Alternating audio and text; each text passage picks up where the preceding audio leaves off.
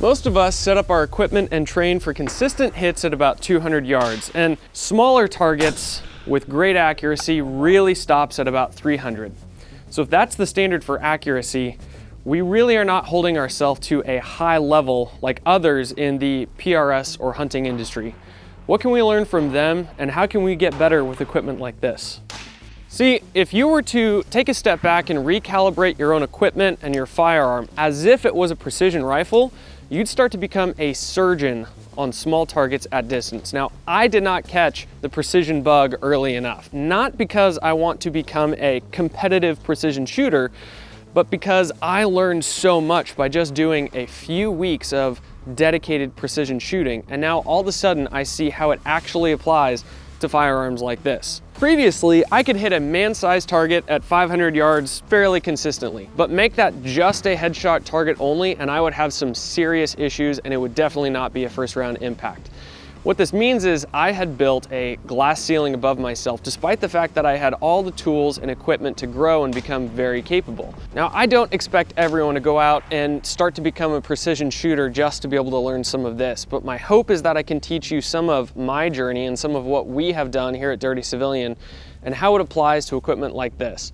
And maybe, just maybe, save you from being the weakest link in your whole setup, and some time and money as well. So before shooting any PRS with the Leupold boys, this was my scoped carbine, and it's still my go-to do-it-all gun, but when I put this together, it was designed for a minute of man application. And it is still very capable of shooting sub-MOA groups with the right ammo, but I never really cared to actually squeeze precision out of this firearm. And that's where the problem really starts. When you set up a gun for larger targets, don't be frustrated when you struggle to hit some of those smaller targets. Let's just start with the optics. So there's three things that I kind of missed when I built this out to be precision. First of all, the CMR reticle on the inside was designed for man-sized targets, and that's great for its application, but the reticle is a little bit thick where it could be a little bit thinner.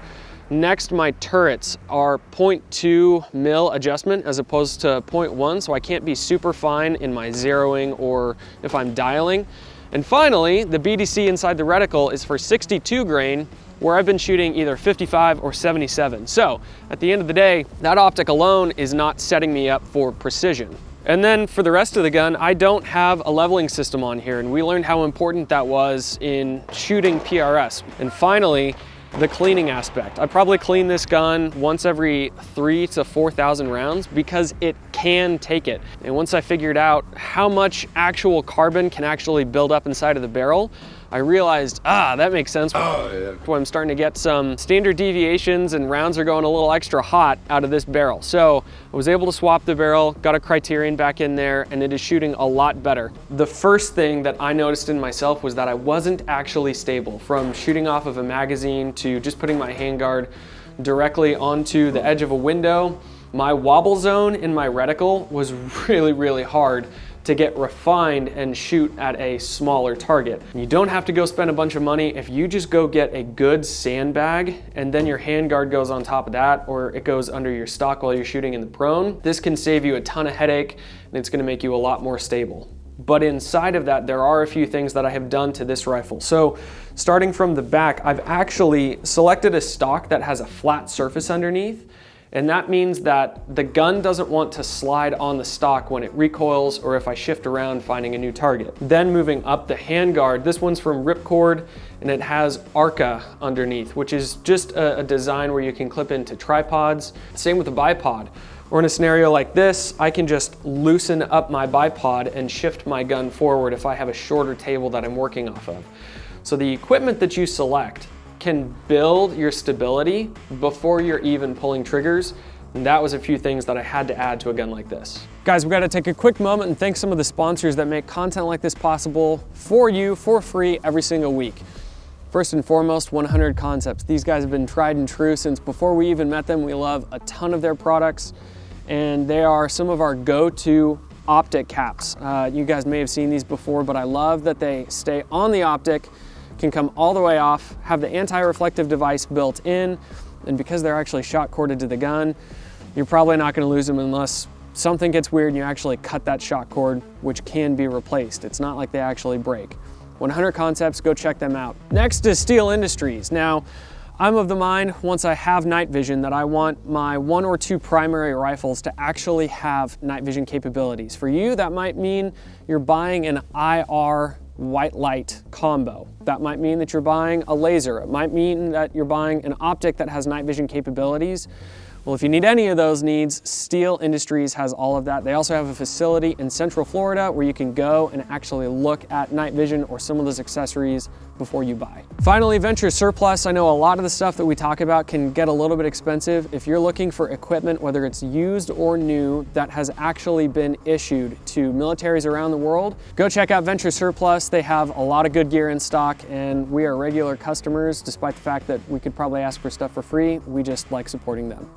All right, next, here's something that I wasn't doing before. When you are zeroing or you're shooting out to distance, holding on the smallest thing that you can identify is gonna give you a lot more information in the long run. So here's an example. If you're zeroing, shoot at the corner of a box, not just the 1-inch box itself. If you're shooting out to a piece of steel, hold on the hanger and see where your rounds are actually landing, not just the entire piece of steel. Because if I hit a 15-inch piece of steel at 200 yards, yay, I got my hit. But dude, if you hit 10 inches low, that's a lot of information that you can take even further out to distance. Now, obviously, if you're shooting a red dot or an LPVO, your reticle selection or your dot selection may become a factor in this too. So just as one example, I've been shooting this Leupold Mark V with a Tremor 3 reticle in it for years now. Went out and bought it. I love that optic, but the reticle on some of its subtensions, or really just the information below my zeroed point of aim, can be a little bit messy.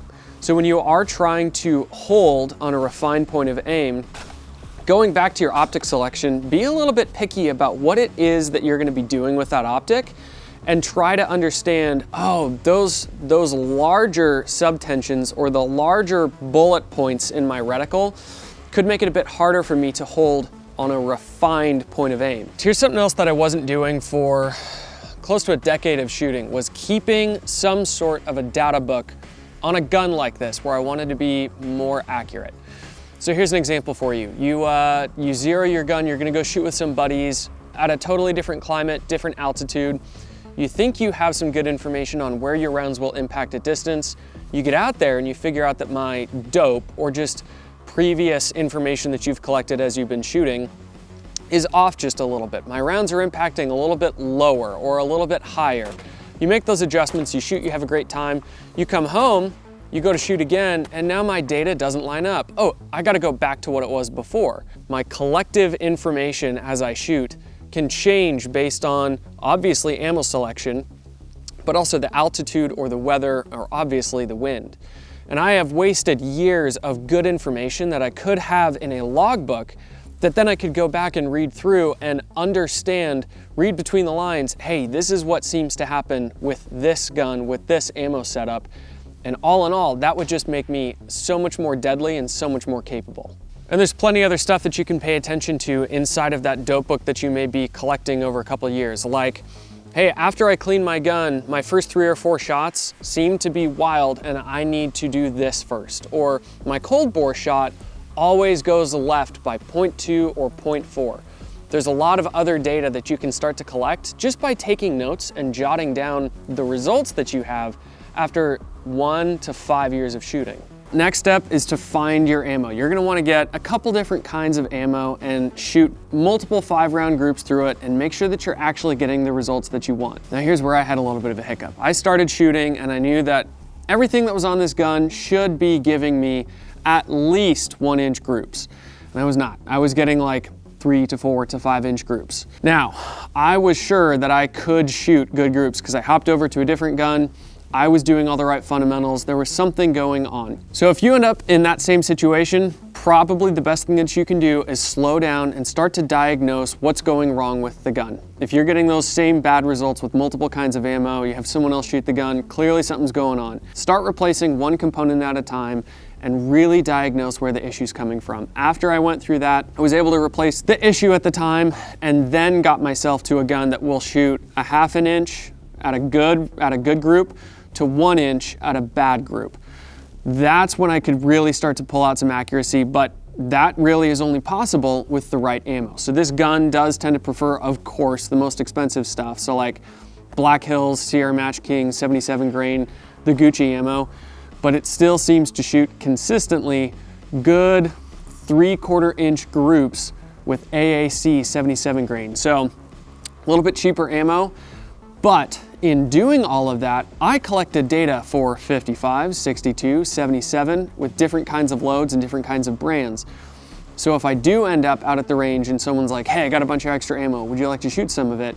I probably got a little bit of data, and I can flip through my dope card and find a baseline to start with so that I'm not just kind of shooting in the wind and hoping I get a hit. All right, while you're finding some information on what your gun likes to shoot the best, what kind of ammo and what brand, if you have a chronograph, this is just a fancy tool that will give you the actual muzzle velocity of your projectile through your firearm.